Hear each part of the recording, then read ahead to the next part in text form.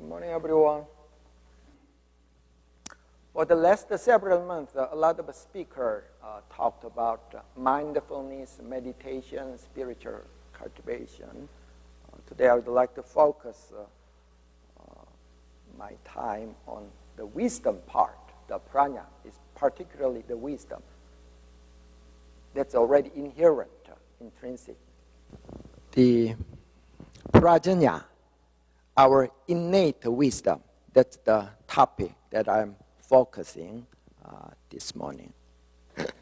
Whether they are Caucasian, Asian, or African American, what they want in their life is basically happiness or freedom, whatever you named it. But the problem is there are lots of obstacles, challenges for us to reach there. For example, around 20 years ago, even though my mother was not that old, in her late 50s, I heard from the physician that our family knows very well. She has a cancerous tumor in her colon, which was already in the terminal stage. In our life, that kind of thing always happens. When I work in the Self-Meditation Center, my friend gave birth to a boy, and he turned out very much physically deformed baby.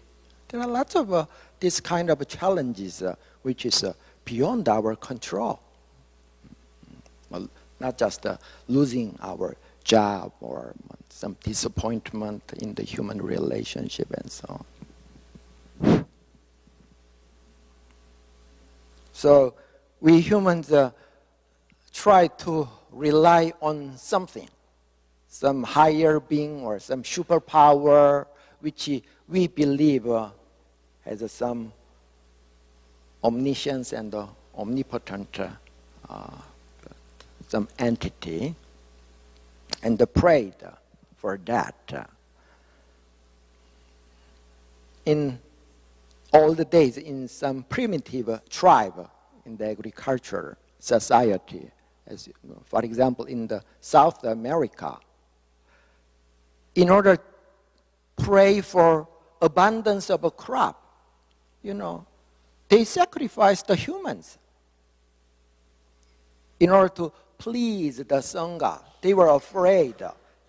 What if the sun does not arise and winter goes for long? When you visit China or Korea, the Buddhist temple, you see lots of stone Buddha images without nose. Do you know why? Not ears, not lips, particularly nose. Many people believe that it's a completely superstition. If the barren woman boil the nose of the Buddha image, then they can give birth a boy. They had that belief for a long time.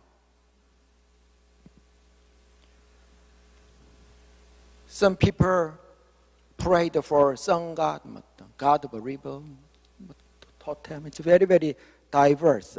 But what is the origin of our blessings or punishments? In the Hebrew scripture, the prophet Hosea said, you ruin your life because of your lack of the knowledge of God. Just like the words of Jesus. We exactly harvest, reap what we sow. In the Buddhist terminology, we usually call that karmic principle of cause and effect. Especially whether the people in older days or people living in this contemporary society, The ignorance of this truth led us suffer in many areas. It is very scientific principle. It is not some super spiritual, some truth. For example,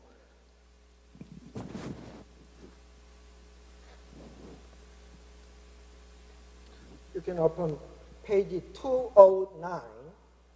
In older days, instead of cultivating crops, which may be very boring and laborious work,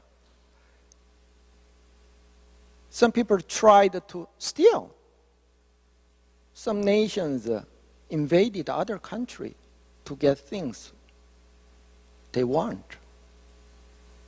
Or in this society, some people embezzle money from the companies. When I was in elementary school, I visited my friend's house. He had a pet, a dog.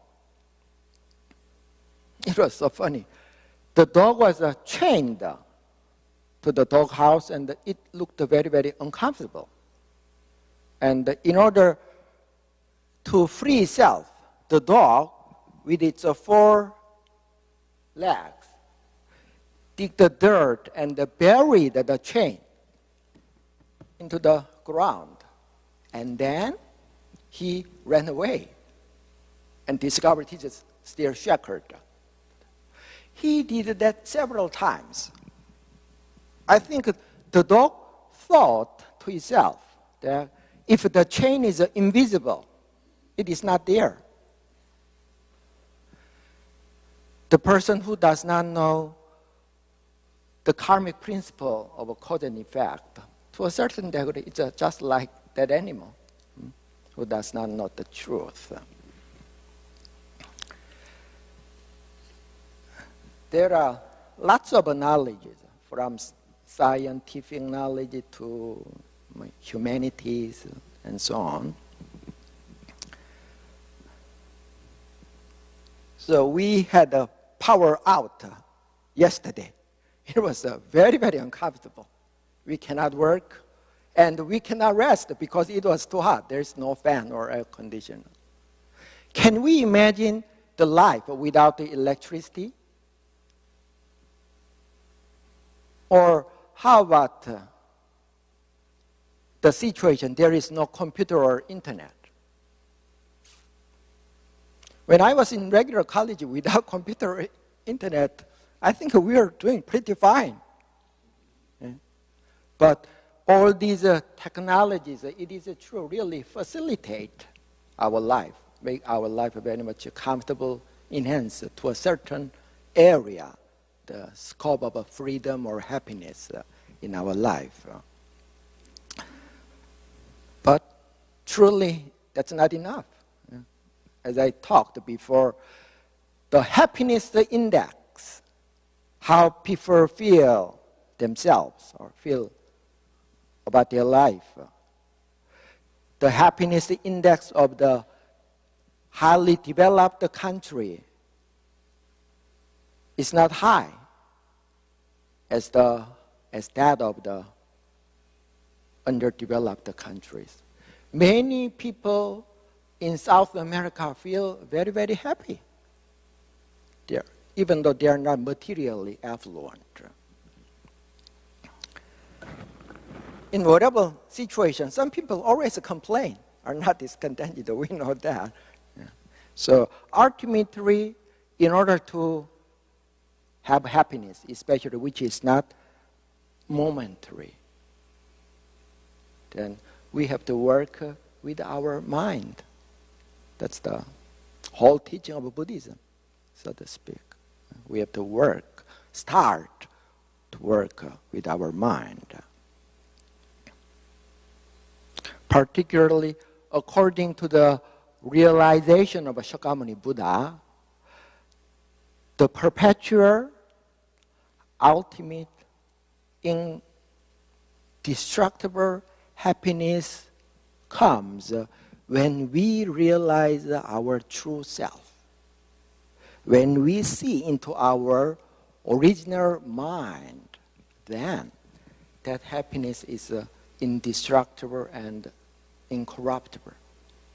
So, the wisdom, there are many kinds of wisdom. The wisdom, particularly to know our authentic self, is called prajna, the innate wisdom.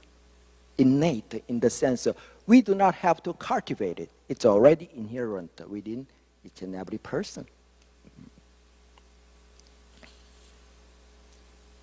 Just like the first word of Shakyamuni Buddha after he reached the great enlightenment, all people, all sentient beings, not just all humans, have already Buddhahood. They are already perfect and complete, lacking nothing at all. Even though we have that kind of innate wisdom or potential within ourselves, our job is how to reveal that in our life. Even though, for example, there are lots of gold under that property, we have to dig it out in order to use that. How can we reveal that innate wisdom, which is the foundation of our liberation? Without that kind of wisdom, we cannot get the freedom of mind. It's a very, very practical thing, which is applicable to each and every person. As for the scientific knowledge, it is attained by what? Through study, research, by means of our reasoning, our thinking mind. As for revealing prajna, it can start from contemplating on our original mind. What is our original nature? It can start from studying or pondering upon that thing. But ultimately, in order to reveal the prajna, what ultimately matters is a meditation. Meditation. Our original mind, our original nature is the realm before thoughts arise, which cannot be verbalized nor conceptualized area. So only when our thinking mind, particularly our dualistic thoughts disappear, that hidden order starts to reveal itself. So in order to reveal prajna, meditation is indispensable, the most important thing. But people's level of spirituality as well as intelligence are very diverse. That's why in Buddhism, they classified, or they said, three kinds or three levels of wisdom or prajna. The first wisdom, Buddha called the Suttamaya prajna. It is the prajna of listening. For example, when you read the scripture, when you listen to some Dharma talk, then you learn something. And you can study some Dharma book. It's the prajna of listening. It is the starting point, but it may not be your own thing.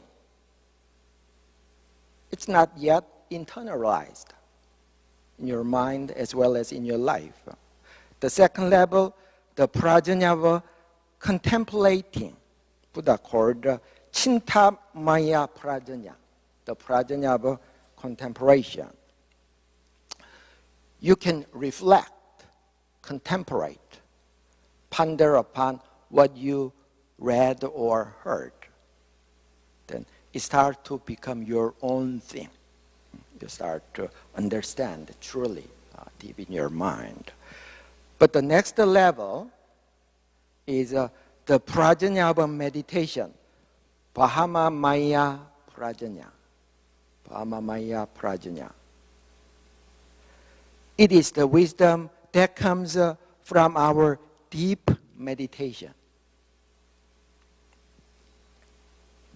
When we rest, dwell in our non-dualistic state of mind and face that our original face.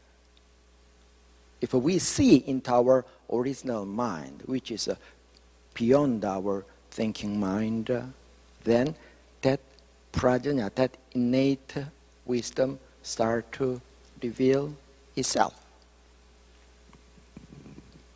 The freedom of mind or nirvana is attained only when we attain the third level of wisdom, prajna of meditation. That's why, depending on the Buddhist school, masters emphasize different things. But there is one common thing. If they don't emphasize meditation, it is not the Buddhist school. So how can we hone our innate wisdom, stage by stage? Our founding master Sotaesan said, particularly in order to cultivate the prajna of listening, which is also very, very important, he suggested several subjects. One is a scripture study, or listening to the Dharma talk, or being involved in the Dharma conversation, interview our teachers, and so on. It is for the prajna of listening.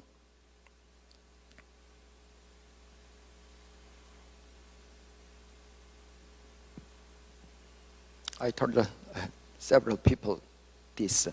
When you visit Asian Buddhist monastery, in the you can see in the inner court a lion stone image. Two lions holding up one crystal ball, which symbolizes our original mind. My teacher told me 2 lions imply 2 paths to reach nirvana. One path is the path of Dharma study. The other path is the path of practice. When you drive to the Washington, D.C., you have to know the direction first. You have to get the map or navigator first. Without that, however you drive for 10 or 20 hours, you may not reach there. Our actual driving is just like the path of a practice. But through Dharma study, it should be guided, it should be oriented. Both are very, very important. Scripture study. So the best material, at least one of the best material for you to contemplate the Dharma is the scripture. The scripture.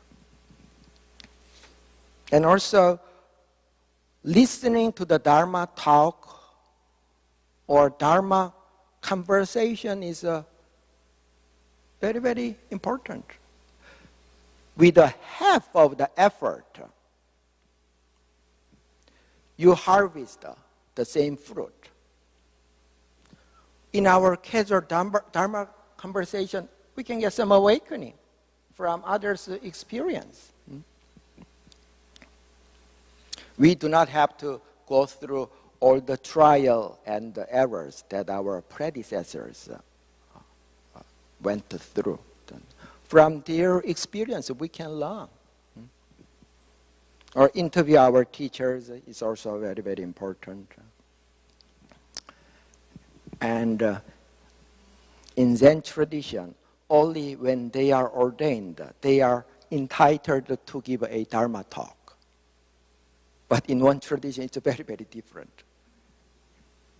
Even though for the person who came to the service several times, sometimes the minister asked, especially when I worked in the Philadelphia Won Dharma, why don't you give a Dharma talk?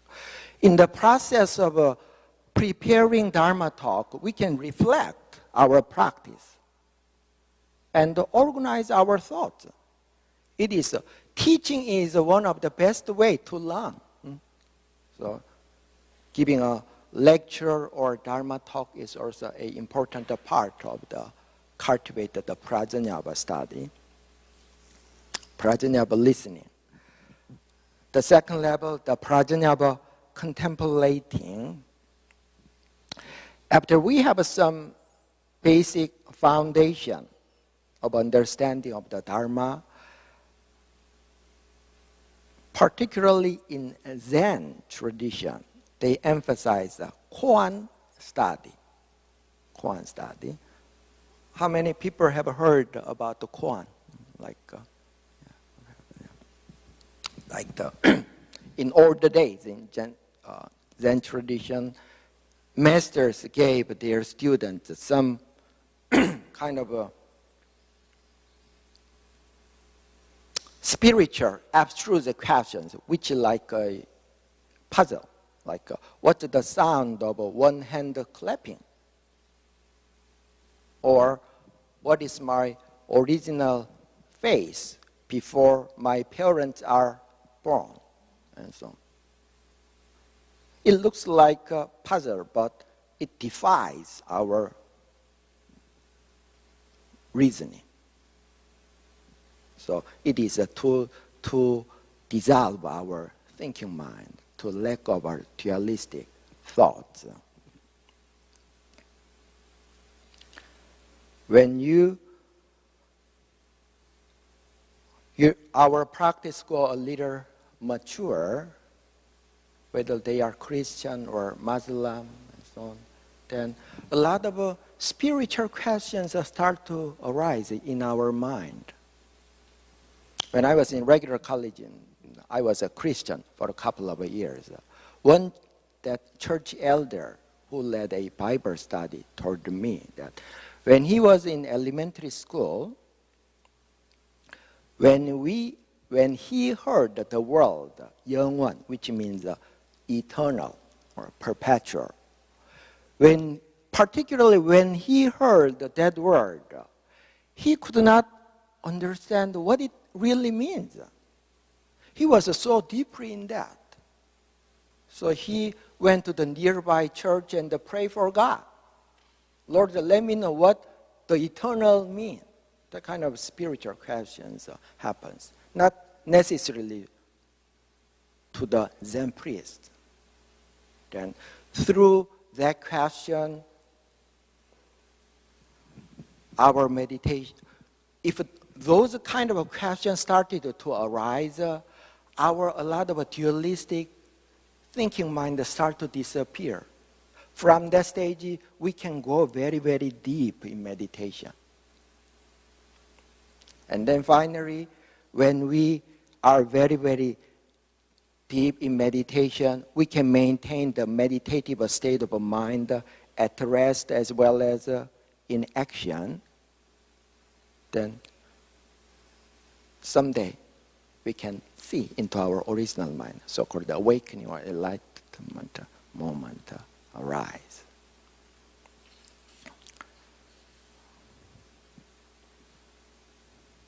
Today, we have a special guest, so I have to say several more things, but I better stop here. Okay. Let me continue the next thing later. Thank you.